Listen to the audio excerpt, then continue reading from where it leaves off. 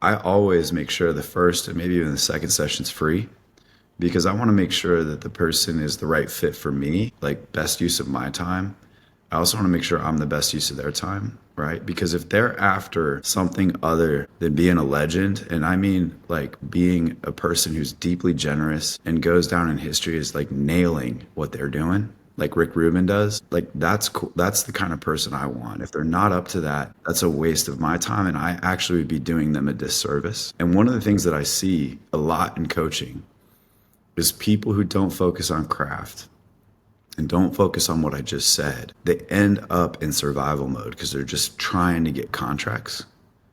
And so it's tricky because you got to kind of hustle your way into being a business person. But if you start with like you got to write down your principles. Like, what are you about? What's your North Star? What is your intended purpose? Like, what is the purpose on your life? Because if you can't name the purpose on your life, how the heck are you going to help somebody else do it? Right. And we give to others the thing that we most want. Right. So with coaches, I'm always just trying to say, like, let's start first principles. Like, get that on paper and have a vision for what that looks like if you do it disproportionately well over a long period of time. Talk to me about 10 years from now, because if you can't walk me into the future of where you're going to be, there's no way that today makes any sense until you start there. Welcome to Career Coaching Secrets, the podcast where we talk with successful career coaches on how they built their success and the hard lessons they learned along the way. My name is Davis Nguyen, and I'm the founder of Purple Circle, where we help career coaches scale their business to 7 and 8 figures without burning out. Before Purple Circle, I started and scaled several 7 and 8 figure career coaching businesses myself and consulted with 2 career coaching businesses that are now doing over $100 million each. Whether you're an established coach or just building your practice for the first time, you'll discover the secrets to elevating your coaching business. Hey, Jason, well, appreciate you joining today for today's episode. You have such a fascinating history, as in just so when I first looked you up in your history, you obviously started your career, and as we talked about, you come from a basically very baseball heavy family. You were a catcher. So how did you go from catching baseball to like catching people's potential? So yeah, I grew up in Aurora, Colorado. My dad was a teacher and coach, and I would have been a third generation teacher. And teaching is a lot like coaching. My grandfather ran the vocational education department for the state of Colorado, and he was also a Baptist minister, and my dad was an FCA director. So like between ministry, coaching, teaching, I think the conversation in our family was always around potential and the potential that lives inside of each of us, the potential in each moment, like what is sacred. And certainly like teachers and coaches, at least the ones that are doing it right, view it as a sacred craft. So, and I think the word craft is really important too. Maybe we can jump into that later. But I grew up around the ball field, and so from the time I was little, that was the culture I knew, the culture of baseball. And,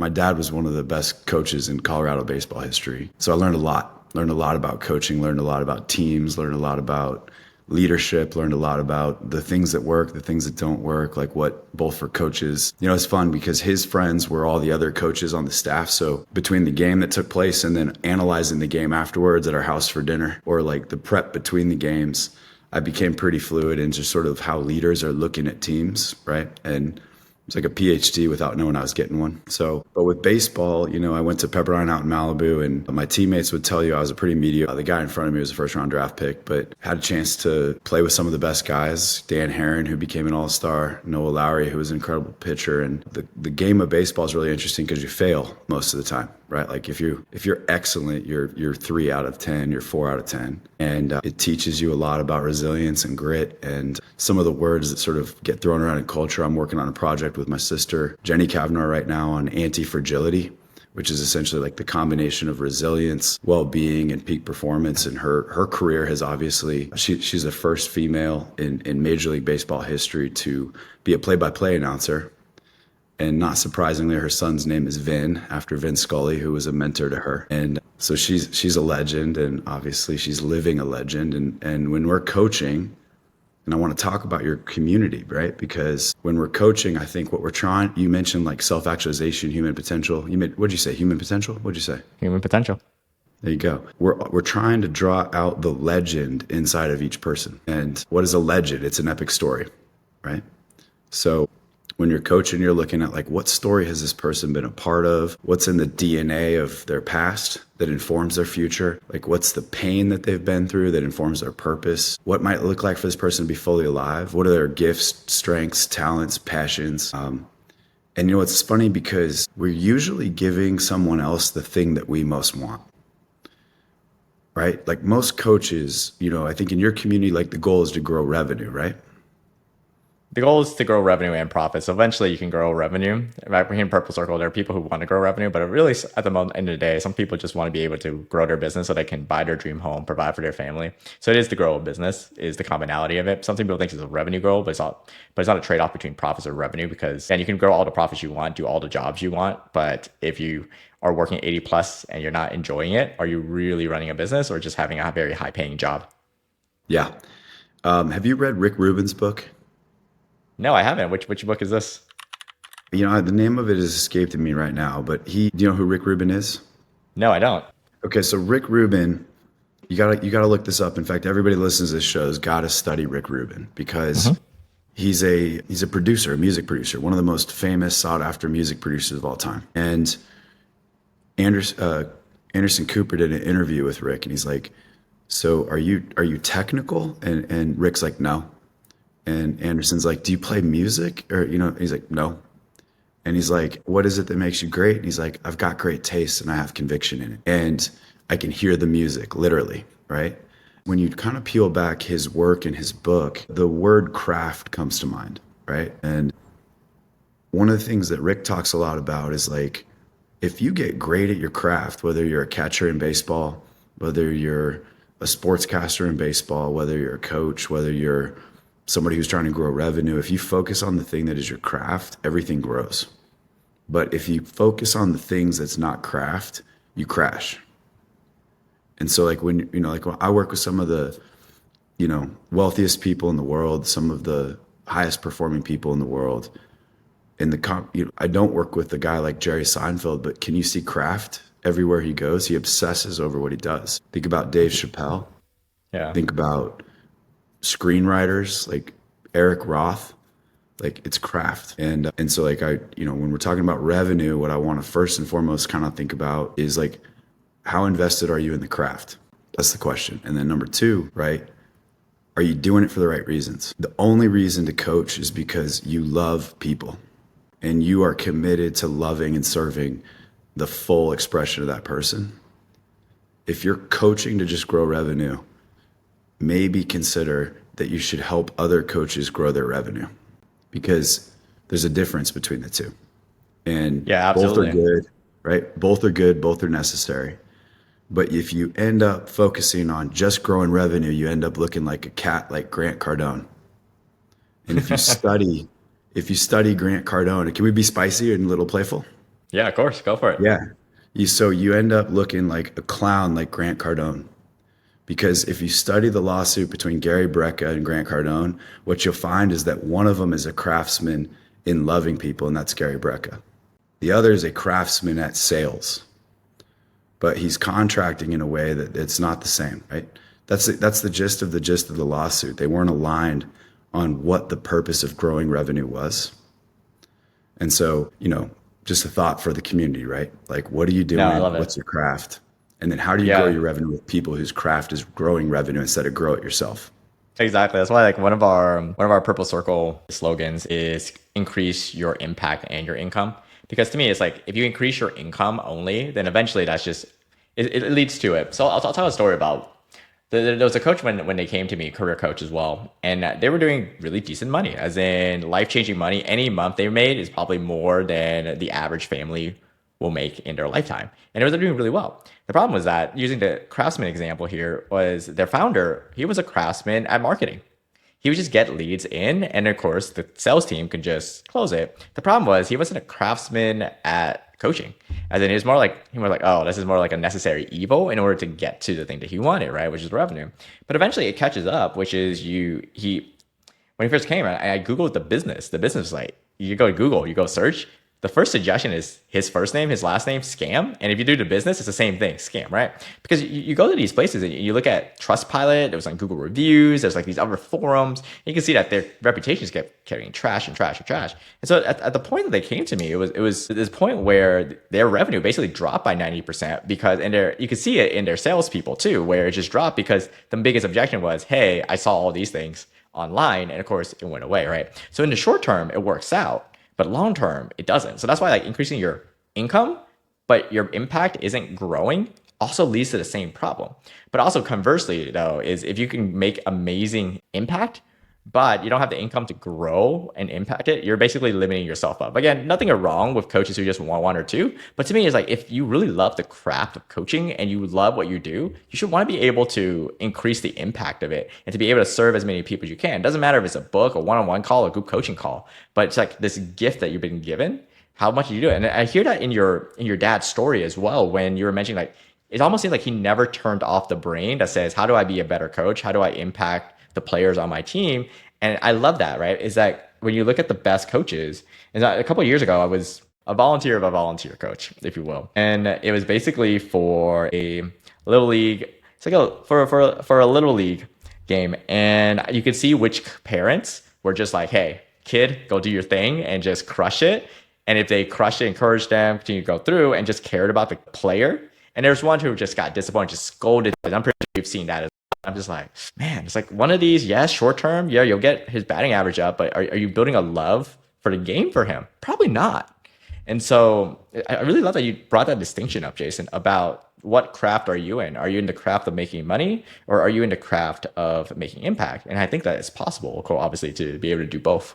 It definitely is. I mean, like our work at Vitality Labs is committed to, you know, how can we drive the most social impact in history as fast as possible using business and philanthropy at the same time. And, you know, we'll talk about that a little more. But one of the other things, just because I'm really present to it at this moment in time talking to you, is like when you coach people, you want to look for the signs. So as I'm looking at you, Davis, like you got purple circle on your shirt, right? You got the Alchemist. Is that the Alchemist on your bookshelf? That is the Alchemist. Alchemist, read it. I read it once a year, sometimes even more, depending on the context of the season of life I am in. Yeah, well, you can tell the way that you build your business that you understand what that book's about, right? And then what's the other one, the yellow one? The other one right down, that is the one right down there is actually the book that I wrote, Case Interview Decoded. So that was the book I wrote when I was running my own career coaching business and I wanted to scale our impact because not everyone could afford our coaching or even our group coaching. So I wanted to make sure, how do we make something so accessible where we can even price it so low that it's so marginal at a Kindle? And that's the reason why that book is there. It's just a reminder of me that it's one thing I've come to learn in coaching is that sometimes the people who need you the most are the ones who invest the least. I'm like, well, I want no excuses why people can't invest in themselves in the previous career coaching business I was like, great guys, for the first year that this book is out, we're gonna put this prices at 99 cents. The only reason we're placing it at 99 cents is that's the lowest that Amazon will allow us to price it at.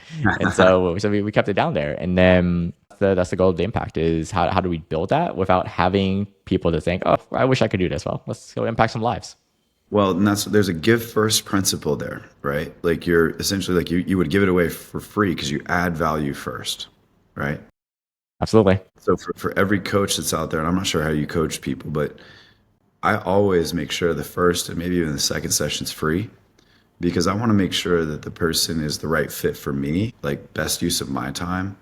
I also want to make sure I'm the best use of their time, right? Because if they're after something other than being a legend, and I mean like being a person who's deeply generous and goes down in history as like nailing what they're doing, like Rick Rubin does, like that's cool. That's the kind of person I want. If they're not up to that, that's a waste of my time and I actually would be doing them a disservice. And one of the things that I see a lot in coaching is people who don't focus on craft and don't focus on what I just said, they end up in survival mode because they're just trying to get contracts.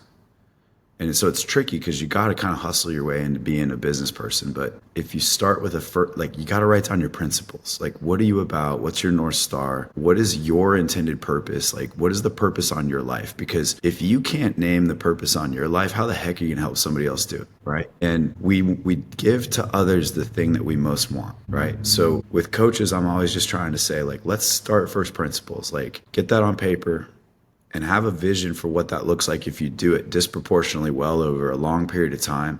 Talk to me about 10 years from now, because if you can't walk me into the future of where you're going to be, there's no way that today makes any sense until you start there, right? And I work with founders all the time who They've just closed a Series A or something, and they've been chipping away at chipping away. And I did this as a founder, so like everyone's doing the best they can until they know better, right? But you get that Series A, and you're like, man, I'm out of survival mode. But you're not if you don't know what 10 years looks like back mapped to the next 18 months. And the same thing's true for careers. The same thing's true for coaches. It's all one thing. And we tend to bucket things into disciplines, but when you strip it all down, it's like, what are you here to do? What's your craft? What's your contribution? What's your love? What's your gift? And how do you give it away first? And speaking of tech, people who've done craft really well, for coaches that have heard of tech stars, like you got somebody like Brad Feld or David Cohen who mastered the craft, and they wanted to scale it. So they built tech stars, but one of their core principles is give first. Everyone they hire, every founder they back, they're looking for one behavior, which is, do you give first? Because that's how you create a good culture. So I definitely want to encourage anybody who's coaching somebody, like say you're a career coach, right? Best way to get a job is start giving, not looking.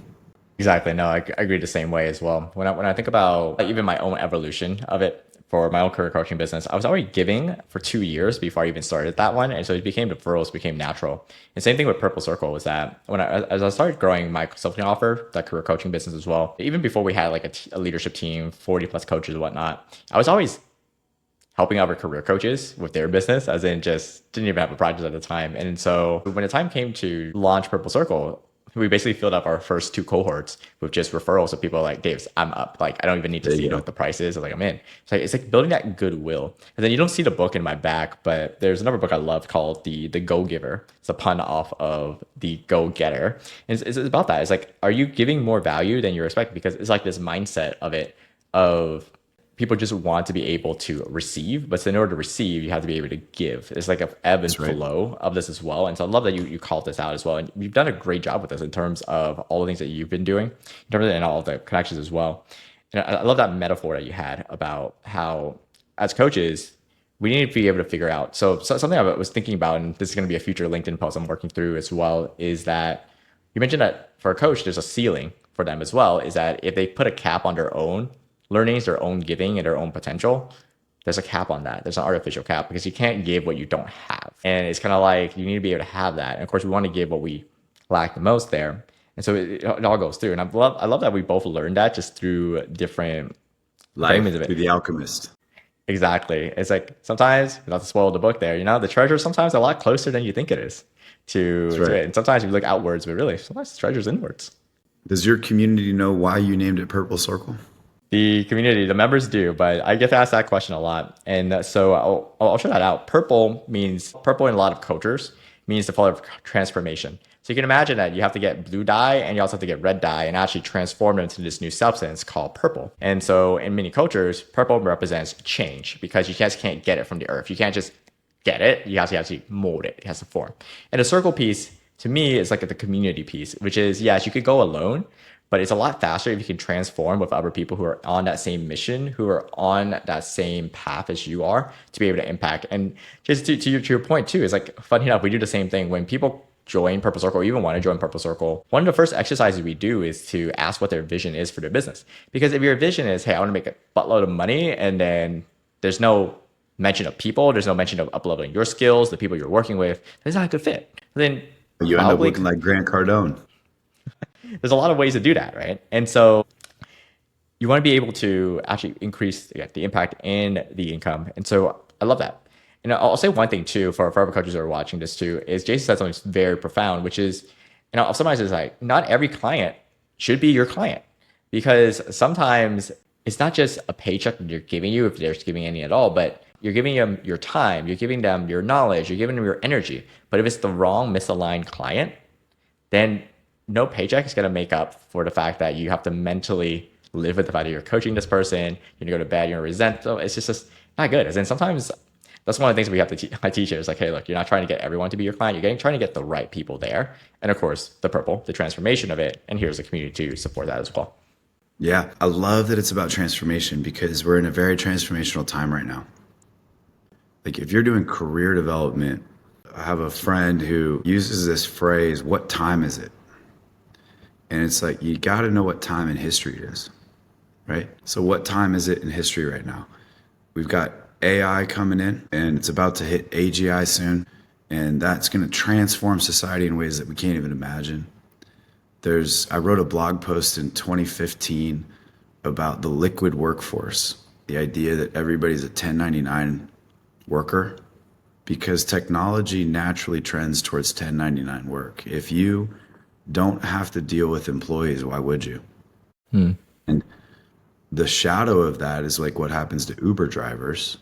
And you get a platform like Uber who just keeps slamming down on the price that drivers are paid. But the flip side of that is like people who can really move and shake and be liquid themselves, transform themselves constantly. You can make a lot of money in the 1099 economy. So if you're coaching somebody in their career, you got to sniff out if they know what time in history it is and if they're ready for the transformation that this moment requires. I also ran a national nonprofit called Jobs for the Future. And when I say ran, I was the head of strategy and innovation. My dear friend Maria, who's a legend in like workforce and education, was the CEO, and she knew that this 35-year organization had to be transformed, and she did, a hell of a job. And I was fortunate to just walk alongside her and do great work and watch her do her magic. But transformation was the name of the game. And I think that anyone who's in higher education or workforce development would say, we're not transforming fast enough. In the US, there's this sort of spectacle called Doge that Elon's driving, but there's a reason it's happening. It's happening because there's no transformation taking place. There's like stagnancy. And it's all blue, no red, no killer, no crusher. No transformation. If you don't combine those energies, you don't get change. If you don't get change, you're stagnant. And that's not a commentary on politics. I'm neither left nor right. I'm probably purple politically, right? But I thought you used that line, by the way. It was like, where do you stand? We're purple. Yeah. That's a good line. There's, and this is like a complete bird walk, but I do this. Todd Rose at Populous did this body of work called Collective Illusions, speaking of what time it is. And the other thing is, like, if you're doing career development, the best thing you can do is disabuse your client of illusions. If they're woke, they're going to go broke. If they're on the, full send Trump team, they better go to an organization that's going to grok what they're about. But at the collective illusion level, there's a whole polarity that social media rewards polarity, right? So make sure that the client knows what they're about and make sure that the culture that they're heading into is actually going to receive them well. I see people place people inside of companies all the time where the values of the individual are misaligned with the values of the organization, and you're doing them pain. You're causing pain for the hiring company and you're causing pain for the individual. Because, like, I have a friend that was an engineer for us. He's making, I don't know, who knows what, $1 million at Facebook. But his values are misaligned with Facebook, and it's painful for him, right? Because Facebook is a certain energy, and that's the other thing. Like, I like that you talked about energy. Like, transformation's an energy game. It's not a values game, but like, make sure you're heading into the right energy. Yeah, no, it is. Isn't funny enough? The first time I wanted to encapsulate this was actually, if anything, my accountant. We were having discussions about client work. This was many years ago when I was doing my cleaning offer as well on it. And he said, Davis, came to a revelation this year. I was like, yeah, what was your revelation? He said, I should fire bad clients. I was like, yeah. Well, he's like, why is that? I was like, it doesn't matter if you're paying me 5 figures, 6 figures to do your taxes. But if you're a jerk, you just drained my energy for the day. And that's like people I can actually be serving instead that actually want what we have, right? So if you can imagine that if this applies to your standard accounting firm, imagine what's that doing for a practice like coaching, where you're not just transforming the person in front of you, but the lives that they touch as well. And so it magnifies that. Like, yeah, tax return, okay, it'll impact a couple people here, but what we're doing here is we're magnifying our impact. And if that impact is negative and is drawn from this negative energy and this place of, we call it, it's like taking versus giving, it just becomes a cycle. Yeah, and I've been obsessed with the word generosity lately. I just fired an accountant who messed up our taxes. And, like, you could tell in every micro interaction with this organization that there was no generosity of energy. Everything was put back on us, like, to do more work for them. We were having to manage them instead of them managing us. Lorne Michaels, who created Saturday Night Live, said one time, is like people, somebody was asking him, like, how do you know that Chris Farley's going to be Chris Farley or David Spade's going to be David Spade? And his answer was generosity of spirit. He said, if I go to dinner with talent and I walk away and my spirit is more full after that person has sat across from me, I know they have talent because I'm a generous person. And if they can fill my cup, they're going to fill everybody's cup. And that's a profound quote, right? Like the other thing, like when you're coaching, and it's funny because there's a thin line between being a jerk and actually reaching for a person's potential, right? Because if you got a client, say you're coaching somebody career development wise, do you tell them that they're not showing up in their best energy? Do you tell them that like they're better than what they're showing up as? Do you tell them they have more generosity available than they're expressing in their career? Or do you just let them flail? Which one is a more appropriate expression? Which one is a more generous expression as a coach? That's a really interesting question.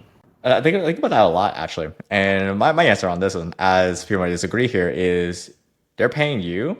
Yes, there are some clients who just pay you for validation of what they're already doing. But if you're really doing your job, you should be detached away from that. Even if it's a big contract, this big retainer is going through, it's like calling people out on the areas they need to be. Because again, you're in the job of transforming lives, not continuing what isn't working. And so the two things I see a lot when I work with coaches is that sometimes they're the highest paying clients of theirs are the ones that they're most afraid to have those difficult conversations with because they think they're going to lose the retainer the next month or the future work.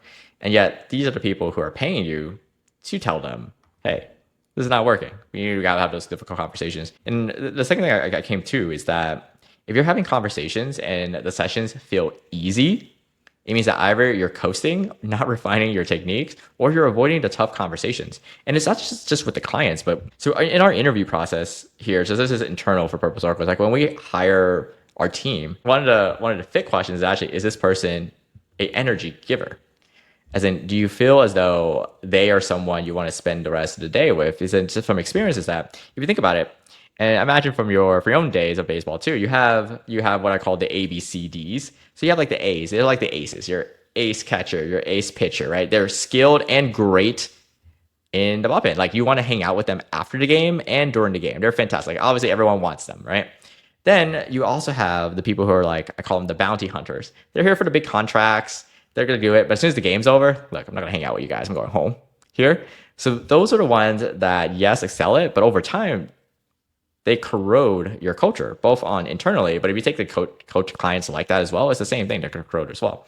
Right? And so that's the difficulty is it's hard to say because they're providing something for you, whether it's a skill when you hire them, or if it's an income every single month, if you're coaching them, it's hard to say no.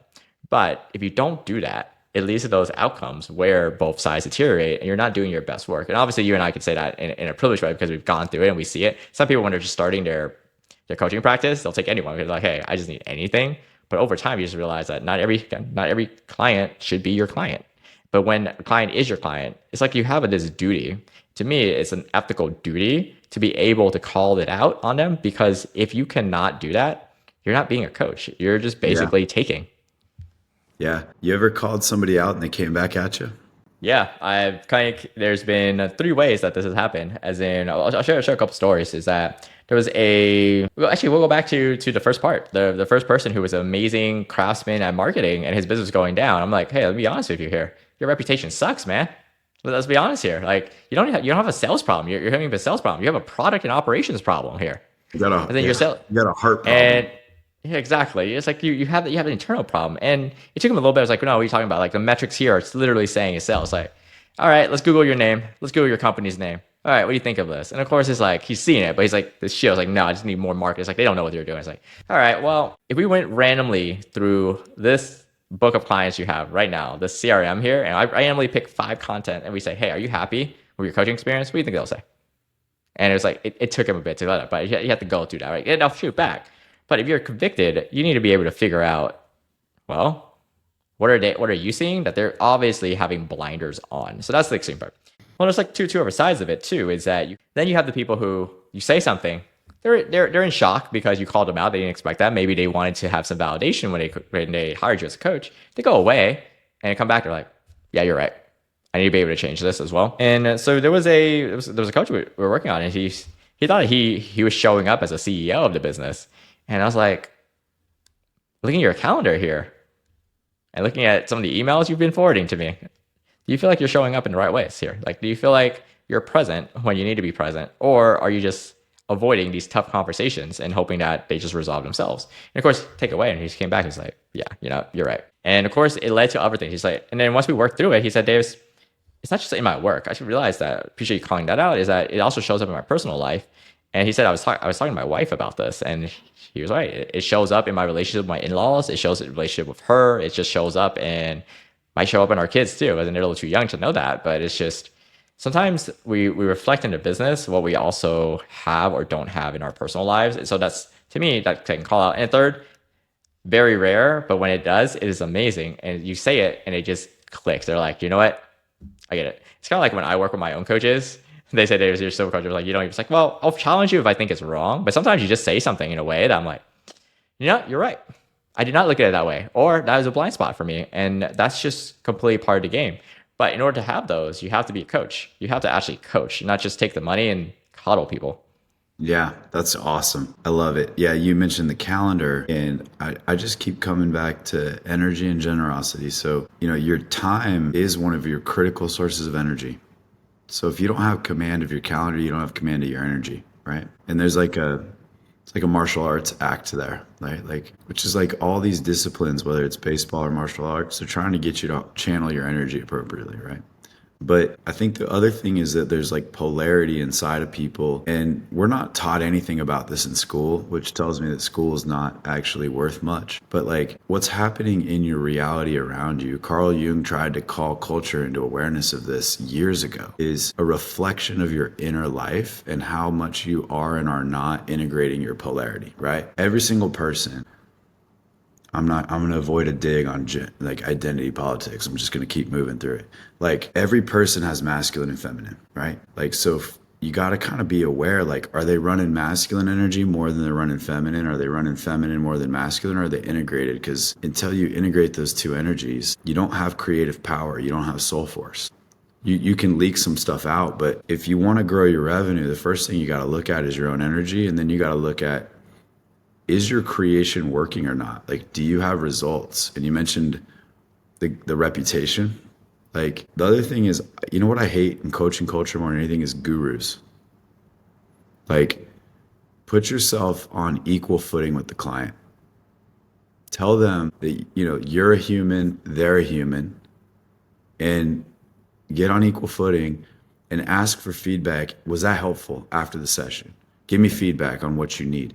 Why are you doing that, right? Why would you do that? Because by not being a guru, you're actually like acknowledging the value of the other person. Number one, you might learn something. Number two, three, the things that they're going to give you feedback on, let's say you're a man, are going to be a reflection of their relationship with their masculine.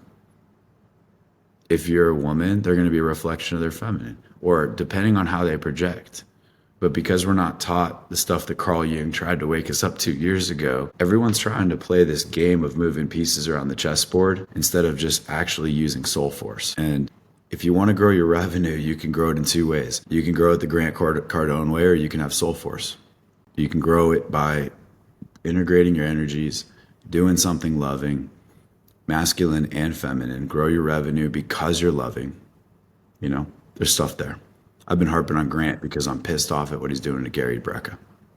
Sounds like you guys have a connection there. I only know it from afar. I don't have a connection with Gary Brecka. I just feel his soul force. If you study Gary Brecka's work, you see his soul force because he's a craftsman. And nobody should use a craftsman to grow their revenue. They should actually back the craftsman.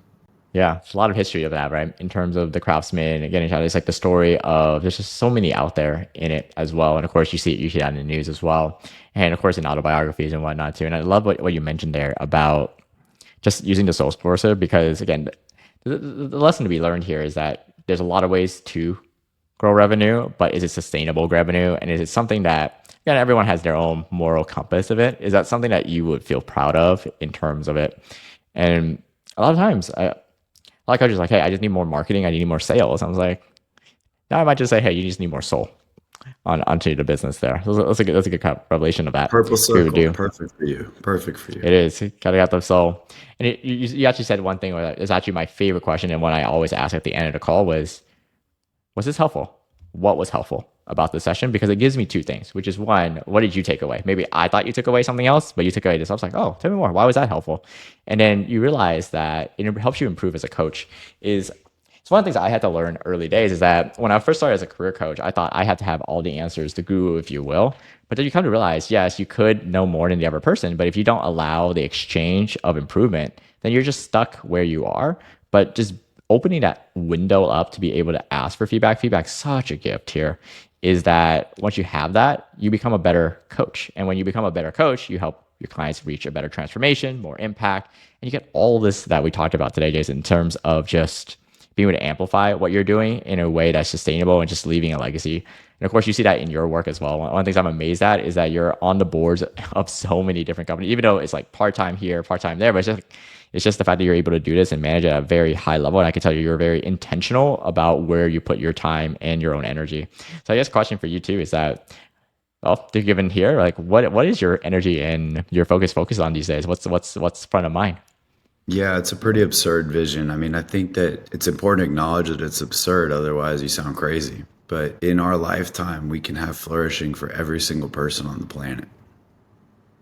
So, what does it look like to create a society where everyone flourishes and we all go together? And there's technological ways we're getting at that, there's philanthropic ways we're getting at that, there's capitalist ways. Like I am greedy as crazy if it means that we can generate profit after profit and reinvest it back into the service that makes sense, that helps people flourish. But how do you know if it's going to flourish or not? Like Harvard has the flourishing framework right now. So if we can build a society and a system where every person's flourishing is measured, then we can know why Doge is deconstructing a government that ensures that nobody flourishes. And we can even extend that into international relationships, right? Like right now, we are on the cusp of a real tense situation where like the United States is throwing tariffs down and pulling money back. And what does that do to China? Well, what is the common metric that unite two worlds that have a different philosophy? Shouldn't it be the flourishing of their people? Right? So that all sounds crazy abstract, but we're just building the best companies that drive human flourishing. We're building the best philanthropic programs that are generous.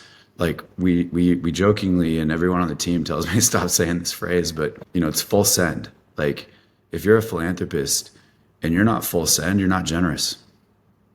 If you're a private equity fund manager and you're only focused on extracting value, not generating value, you're not being generous. And chances are you're doing something that solves a problem, but how does it lead to human flourishing? If you can't draw that through line, you're just playing a game. You're not playing the game. And whether you're coaching people in their career at the atomic level, or you're loving your children, or you're loving your spouse, or you're coaching your team in the high school baseball field, or what is the mark of generosity on your life? And does it lead to flourishing? Do you get results? And the only way you know that is if you seek feedback and you're honest with yourself, but you also have to ask for honesty from those around you, which takes humility.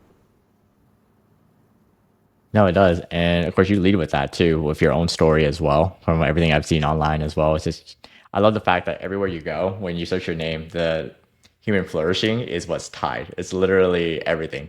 The authority apps you're working on, mental health play, everything just goes back into that. So I love that you're one of the things I love about really great coaches is that they live what they preach. Does it mean that you do it every single day? No. As in, do I tell people, hey, I'm find your productivity moment? And sometimes I was joking this morning where I woke up and my productivity, I usually wake up at 5 a.m. And people think, well, David, you're responding, you're already at the desk. Like, nope, guys, sometimes I'm just literally on my bed at 5 a.m. replying back to those messages. You just think it's there. But sometimes it's you live the principles, but you want to make sure that, hey, we're all humans as well, and we have that. And I think you lead that in such a great way. I think one of the things I really love too is that imagine you learned this through all the companies, even your experience with Techstars, is that you live in a way that is just very, and this is why we're having you on the show, and I was so super excited. It's like you're very genuine, but also at the same time, there's no BS in terms of it's like, hey, look, I'm not perfect. This is what I'm doing. But at the same No, you time, should my ask, greater mission here is ask like, Abby how not perfect I am, right? Like we joke all the time, but Yeah, we're not perfect, are we? No, we're just striving every day to grow better in terms of it too. And we'll definitely have to have a part two of this as well on at some point, Jason, because you've been fantastic to have with. And if people wanted to learn more about you, your work with human flourishing, where I'll include all the show notes. Where should they find all your work? You know what? That's an interesting question you're asking me, Davis, because right now we're you can find me on X, you can find me on LinkedIn, you could follow Vitality Labs on LinkedIn, but we keep a pretty low profile. Like, and we don't market because everybody comes to us because we're just the best at what we do. And I say that with total humility, right? Like, the team that I get to work with every day is some of the most talented people like I've ever seen assembled. And it has nothing to do with me. It's that like we're focused on something that matters. And yeah, I mean, and you know, right? Like, you guys track me down. I've turned down podcast after podcast, but you guys were intentional. The team that you've got around you is really important. It is. One of my business coaches told me this too, is that when you're this is not my first business, but whatever is for you, is that at some point you realize that yes, the money is important, but really it's how are you spending your days? Is it intentional? Is it right with the right people? And it's that principle there. It's like energy. If you asked me, hey Davis, what's your interview process for my first company? It would have been like just, all right, can they do the work? They're gonna give me little problems. Let's go. They're hired. And then now I'm like, did they give energy in this? And give energy doesn't just mean that you are like this bubbly person, but it just means that do they have this intentionality about why they're doing what they're doing, or are they just here to collect another paycheck and then move on to the next opportunity? So I love that you called that out, Jason, as in Yeah, really you know, appreciate you having here the phrase like hire slow, fire fast fast. is a very, very valuable phrase to remember, especially if you're a career coach, because a lot of times you need to parse out like, is your client one of the best bodies of work out there in self-actualization is Scott Barry Kaufman's work. Huh. And Scott just wrote a new book, kind of total tangent on, it's called Rise Above, and it's about victimhood and victim mindsets in our culture. But when you peel back the layers, Scott wrote a book called Transcend. And Scott, he really picked up where Abraham Maslow left off. And he's talking about love. Like, Scott loves Abraham Maslow and he's just obsessed with Abraham Maslow. But then he went and he triangulated all the modern sciences that Maslow was trying to bring into culture, and he put them into an architecture and a framework that's so useful for every coach out there, right? So if you're coaching and you're not using Scott's work yet, go get certified. Like, get in the game of self-actualization right now, because that's the craft. And Scott and his team have put it together in such a way that you would be crazy if you're a coach and not do that. And why it matters is just simply where do we come? I jumped into Scott because it's important to me, because like his work needs to be known by every coach, right? And I can't remember where I leaped off. What were you saying right before that? Well, the work that you're doing, as well as the contact and the future as well. But I'll do this as well as Rick Rubin. We're gonna include both of those. I'll look at the books and everything, and we'll include that in the show notes as well, Jason. So Yeah, appreciate you adding that. I want to do a part two for sure. let's do it, Davis. I can tell that you're special in terms of the way that you're running the community, and community managers put a lot of love into the game, and it's not surprising that you're growing. It's not surprising that you're cutting through the noise, and it's been a pleasure to be with you.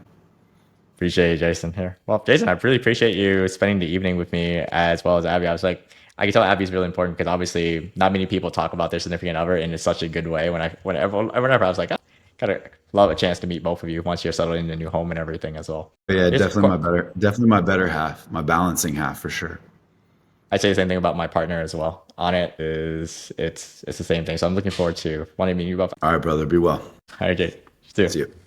That's it for this episode of Career Coaching Secrets. If you enjoyed this conversation, you can subscribe to YouTube, Spotify, Apple Podcasts, or wherever you're listening to this episode to catch future episodes. This conversation was brought to you by Purple Circle, where we help career coaches scale their business to 7 and 8 figures without burning out. To learn more about Purple Circle, our community, and how we can help you grow your business, visit joinpurplecircle.com.